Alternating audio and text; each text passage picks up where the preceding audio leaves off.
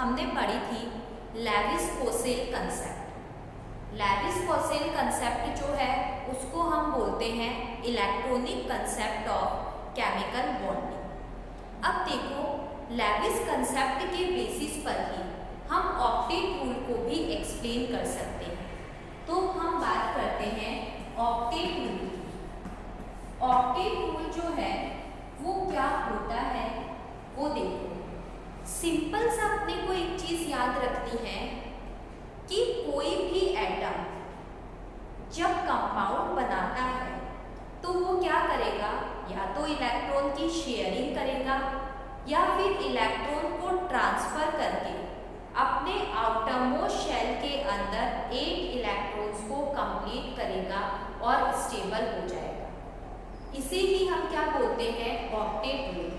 Octet rule जो है वो ये बताता है कि कोई भी एटम जो है कंपाउंड का फॉर्मेशन करता है तो वो या तो इलेक्ट्रॉन्स की शेयरिंग करता है या फिर इलेक्ट्रॉन्स जो है उनको ट्रांसफर करता है और अपने आउटरमोस्ट शेल के अंदर 8 इलेक्ट्रॉन्स को कंप्लीट करके स्टेबल हो जाता है, क्योंकि उसका कॉन्फ़िगरेशन कैसा हो जाता है, नोबल गैस कॉन्फ़िगरेशन हो जाता है।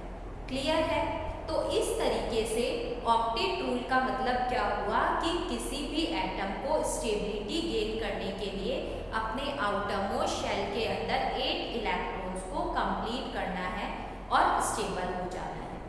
लेकिन बहुत सारे कंपाउंड ऐसे भी होते हैं जो इस ऑक्टेट रूल को फॉलो नहीं कर पाते हैं। जैसे हम एक एग्जाम्पल लेते हैं BF3। अब आप कैसे बता पाओगे कि BF3 जो है उसके अंदर सेंट्रल एटम के पास आउटर मोस्ट शेल में 8 इलेक्ट्रॉन्स हुए या नहीं? तो इसके लिए आपको ये देखना है कि पहले हर ग्रुप के एटम के पास वैलेंस शेल में कितने इलेक्ट्रॉन्स होते हैं। मान लो फर्स्ट ग्रुप के एलिमेंट है, सेकंड के एलिमेंट है, यहाँ हम डी ब्लॉक की बात नहीं कर रहे हैं। फिर उसके बाद 13 पी ब्लॉक आ जाएगा, फिर उसके बाद 14, 15, 16, 17 इस तरीके से चलेगा। 15, 16, ठीक है, 17 और 18 ग्रुप।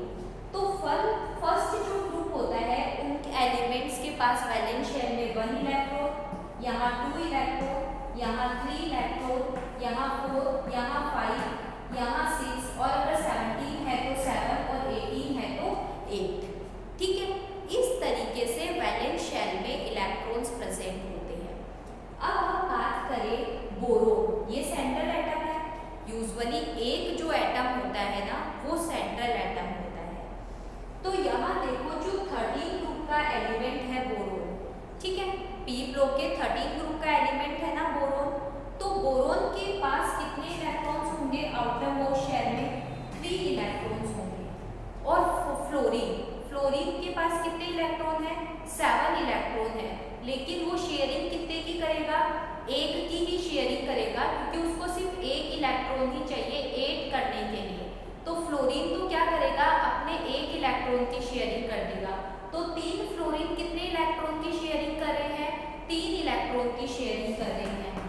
तो इस बोरोन के पास आउटर मोस्ट शेल में कितने इलेक्ट्रॉन हो गए? 6 इलेक्ट्रॉन हो गए। तो इस तरीके से ये अपने ऑक्टेट को कंप्लीट नहीं कर पाया, मींस ये ऑक्टेट रूल का एक्सेप्शन है। जो अपने ऑक्टेट को कंप्लीट नहीं कर पाते हैं उन्हें हम एक्सेप्शन बोलते हैं। कुछ ऐसे हो सकते हैं जिनके अंदर 8 से कम इलेक्ट्रॉन हो, कुछ ऐसे हो सकते हैं जिनके अंदर 8 से ज़्यादा इलेक्ट्रॉन हो, ठीक है। और जिनके 8 इलेक्ट्रॉन होंगे वो ऑक्टेट रूल को फॉलो करते हैं, और जिनके पास 8 इलेक्ट्रॉन नहीं होंगे वो ऑक्टेट रूल को फॉलो नहीं कर पाते हैं, ठीक है।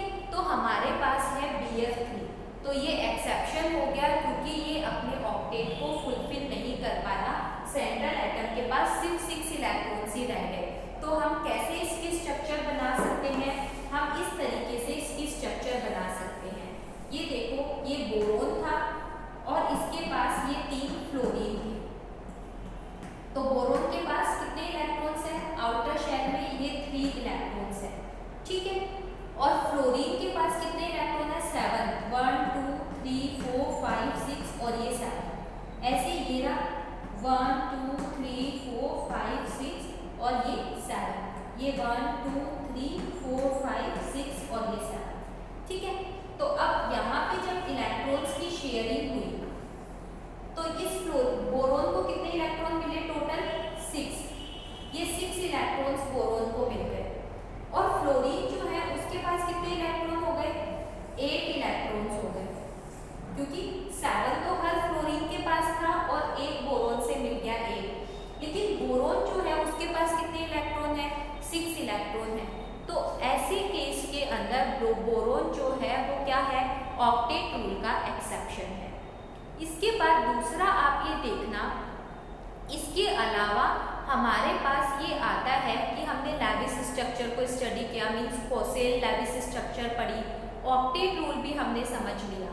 हमने ये देखा कि जो आयंस होते हैं वो तो इलेक्ट्रॉन को ट्रांसफर कर लेते हैं, कैटायन इलेक्ट्रॉन डोनेट कर देता है, एनायन इलेक्ट्रॉन को एक्सेप्ट कर लेता है।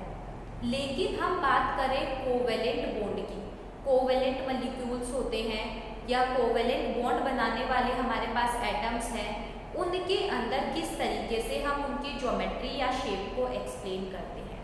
तो हम पढ़ते हैं नया जो कंसेप्ट हमारे पास आता है वो आता है कोवेलेंट बॉन्ड का।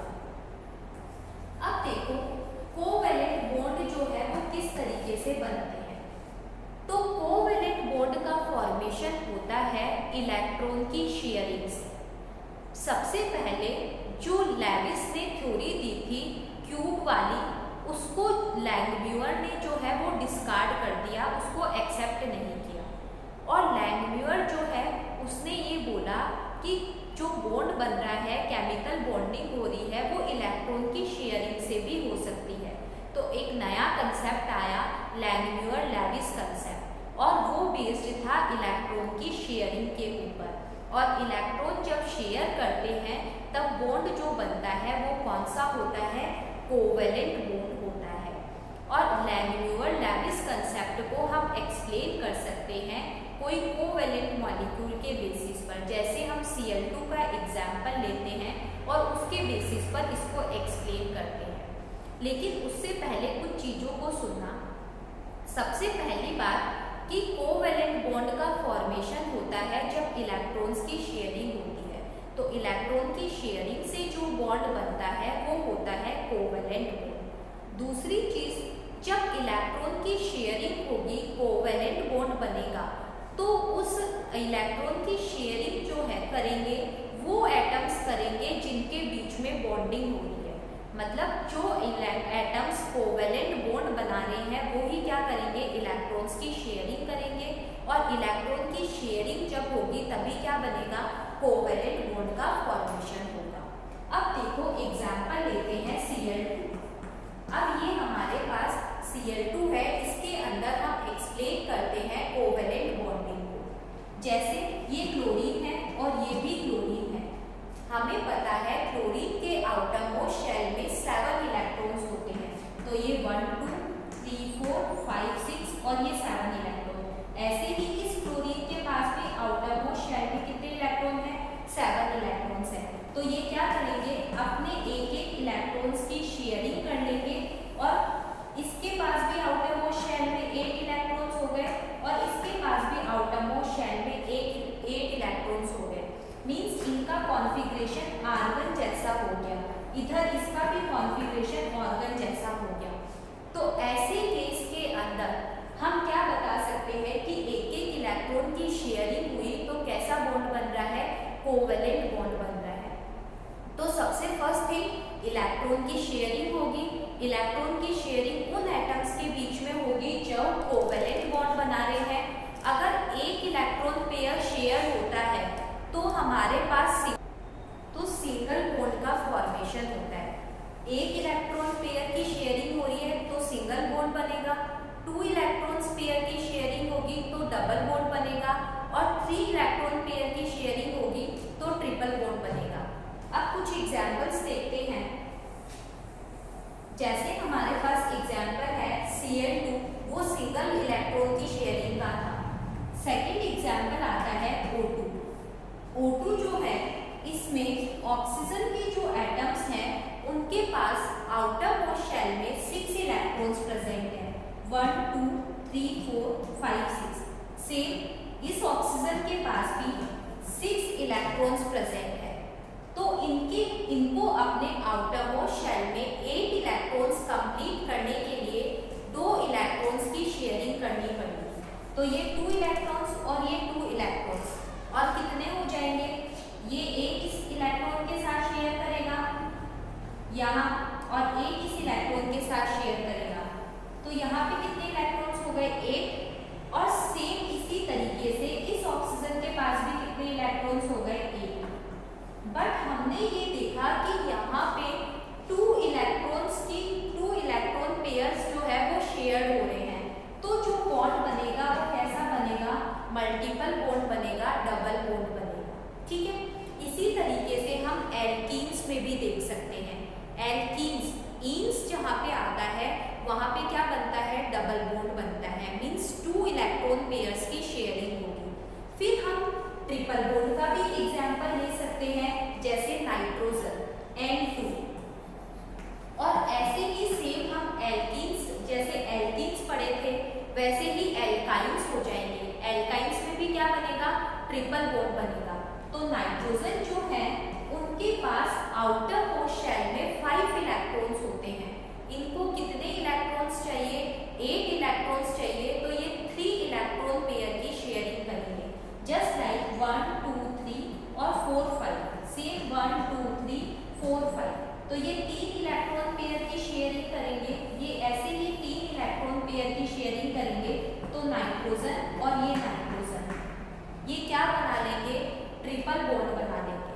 ठीक है, तो इस तरीके से 1 इलेक्ट्रॉन पेयर की शेयरिंग पे सिंगल बॉन्ड, 2 की शेयरिंग पे डबल बॉन्ड और 3 की शेयरिंग पे ट्रिपल बॉन्ड बनता है। सिंगल बॉन्ड का एक एग्जाम्पल क्लोरीन था, वैसे ही हम एल्केन पढ़ सकते हैं। डबल बॉन्ड का एक एग्जाम्पल O2 था, वैसे ही एल्कीन कर सकते हैं। ट्रिपल बॉन्ड का एक एग्जाम्पल हमारे पास N2 था, वैसे ही हम एल्काइंस कर सकते हैं। अब ये जो कोवेलेंट बॉन्ड है, इसके कंसेप्ट के बेसिस पर हम कुछ चीज़ों को एक्सप्लेन कर सकते हैं। हम इस तरीके से इलेक्ट्रॉन पेयर की शेयरिंग करवा के ये बता सकते हैं कि यहाँ पे जो भी एटम है उसके वैलेंस शेल इलेक्ट्रॉन्स जो है वो कितने हैं, और उन वैलेंस शेल इलेक्ट्रॉन्स को ऐड करके हम टोटल मॉलिक्यूल के वैलेंस शेल इलेक्ट्रॉन्स बता सकते हैं। जैसे हमें पता है नाइट्रोजन के पास वैलेंस शेल में 5 इलेक्ट्रॉन्स है, और इस नाइट्रोजन के पास भी वैलेंस शेल में 5 इलेक्ट्रॉन्स है, तो हमें total number of valence shell electrons बताने हैं, तो 5 + 5 क्या हो जाएगा, 10 वैलेंस शेल इलेक्ट्रॉन्स हो जाएंगे।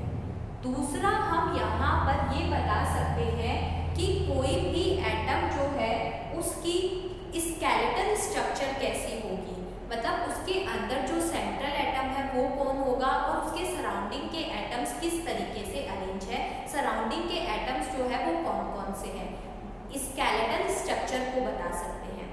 थर्ड, अगर हमारे पास कोई आयन है, चाहे कैटायन हो चाहे एनायन हो, अगर कैटायन है तो हम टोटल वैलेंस शेल इलेक्ट्रॉन में से जो है वो एक को कम कर देते हैं। अगर कैटायन है तो पॉजिटिव चार्ज है तो जितना पॉजिटिव चार्ज है उसको हम क्या कर देते हैं, माइनस कर देते हैं, और अगर नेगेटिव चार्ज है तो हम क्या करते हैं, उतने नेगेटिव चार्ज को ऐड कर देते हैं। जैसे आप एक एग्जांपल देख सकते हो NH4+। अब हम यहाँ पे क्या करेंगे, नाइट्रोजन के ऊपर हमारे पास क्या देखने को मिल रहा है कि पॉजिटिव चार्ज है, तो नाइट्रोजन पे कितने वैलेंस इलेक्ट्रॉन्स होते हैं, 5, लेकिन एक पॉजिटिव चार्ज की वजह से एक वैलेंस इलेक्ट्रॉन क्या हो गया, कम हो गया, और 4 हाइड्रोजन जो है वो तो प्रेजेंट होंगे ही होंगे। ठीक है, तो ये 4 नाइट्रोजन के एटम और 4 हर हाइड्रोजन के साथ शेयरिंग करके 8 इलेक्ट्रॉन्स कंप्लीट हो जाएंगे। तो जितना पॉजिटिव चार्ज है उसको माइनस कर दो और नेगेटिव चार्ज है तो ऐड कर दो। जैसे आप दूसरा एग्जाम्पल ले सकते हो CO3-2, CO3-2, तो कार्बन जो है उसके पास वैलेंस शेल में 4 इलेक्ट्रॉन्स है, और 2 ऑक्सीजन एटम के ऊपर क्या है, नेगेटिव चार्ज है, -2 है ना, यानी एक ऑक्सीजन पे -1 है, दूसरे ऑक्सीजन पे भी -1 है। तो ये एक ऑक्सीजन, ये 2 ऑक्सीजन और ये 3 ऑक्सीजन। तो एक ऑक्सीजन के वैलेंस शेल में तो कितने इलेक्ट्रॉन्स रहेंगे? 6। लेकिन 2 ऑक्सीजन पे माइनस चार्ज है तो हम एक एक इलेक्ट्रॉन को बढ़ा देंगे। तो ये 1 2 3 4 5 6 और ये 7, ठीक है। ऐसे ही यहाँ पे 1 2 3 4 5 6 और ये 7। अब कैसे शेयरिंग करेंगे? ये शेयरिंग कर ली तो 8 इलेक्ट्रॉन्स हो गए, ये शेयरिंग कर ली और ये शेयरिंग हो गई। इस तरीके से हम स्ट्रक्चर बना सकते हैं। तो कार्बन के पास 8 इलेक्ट्रॉन हो गए और हर ऑक्सीजन के पास भी क्या हो गए? 8 इलेक्ट्रॉन्स कंप्लीट हो गए, ठीक है। इसके अलावा जो लेस इलेक्ट्रोनेगेटिव एटम होता है यूजुअली वो ही क्या होता है? सेंट्रल एटम होता है। जैसे मैं बोलूँ कार्बोनेट, कार्बोनेट में कार्बन की इलेक्ट्रोनेगेटिविटी कम है और ऑक्सीजन की इलेक्ट्रोनेगेटिविटी ज़्यादा है। तो कार्बन हमारा क्या है? सेंट्रल एटम है। दूसरा NF3, फ्लोरीन की इलेक्ट्रोनेगेटिविटी ज़्यादा है, नाइट्रोजन की कम है। तो नाइट्रोजन क्या होगा? सेंट्रल एटम होगा। तो इस तरीके से हम कई सारी चीज़ें जो है उनको एक्सप्लेन कर सकते हैं कोवेलेंट बॉन्डिंग के बेसिस पर। कितने सेंट्रल एटम होंगे, स्केलेटन स्ट्रक्चर क्या होगी, टोटल वैलेंस शेल इलेक्ट्रॉन्स कितने होंगे, सेंट्रल एटम कौन सा है हमारे पास, अगर कैटायन है तो एक जितना भी पॉजिटिव चार्ज है उसको माइनस कर दो और अगर एनायन है तो जितना भी नेगेटिव चार्ज है उसको प्लस कर दो, ठीक है। तो इस तरीके से हम एक्सप्लेन कर सकते हैं कोवेलेंट बॉन्डिंग को। Thank you.